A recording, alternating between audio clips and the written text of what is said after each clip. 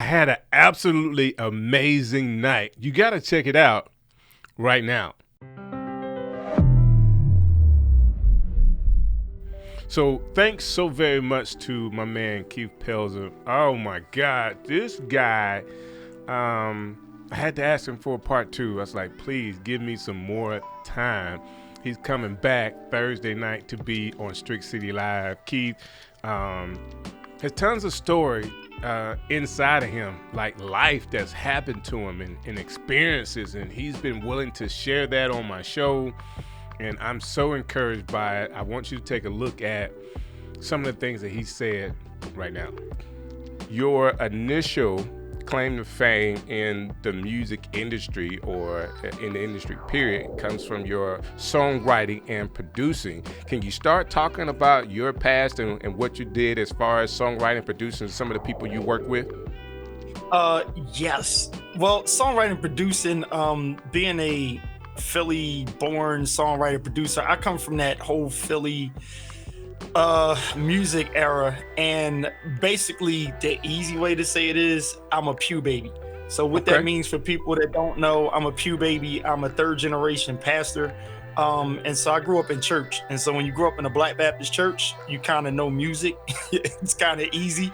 Right. You learn, and then being educated, you learn how to read music, but then you know how to play it by ear when you got the old deacon. So that whole kind of explain how that all happened. This is crazy. So I met Jazzy Jeff in the 8th Street music store. And so down in the 8th Street music store, I met this guy. He's got a dope chain on, whatever. I didn't know who he was because I'm such a church boy. I don't be knowing who's who. Like, you could have a celebrity walk right up on me and I'm just kind of like, oh, I didn't know that was them. But long story short, I was in there playing church songs on the keyboard, because that's what Philly musicians would do. We go to the music store, you find a keyboard or instrument, whatever you play, you sit down on it, you kind of do a shed, messing with the equipment. People see you, you kind of shed a little bit. Well, he came in the store and saw me and was just like, yo, man, you should come down to the studio, yada, yada, yada. And I got his number and everything. And when I told a few people, I met this guy named Jay, and they was like, you talking about Jazzy Jeff? I'm like, oh, that's who that was? They was like, man, you better go down to the studio. But then I had to kind of stop the Strick City show, because Let's Get Live, the group has their recap of the Vlogmas, and of course today is day number 8 I'm working on right now, and we had a chance to recap, got a chance to meet Robert Kennedy III, and of course Lemuel actually did the driving for us, and here's some of the stuff that we had a chance to do tonight.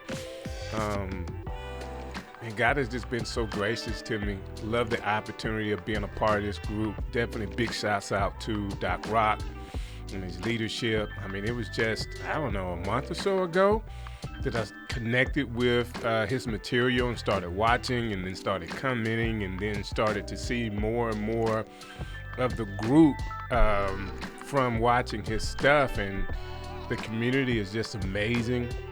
I appreciate the community. I'm thankful that God kind of put me in a place with all of these great content creators.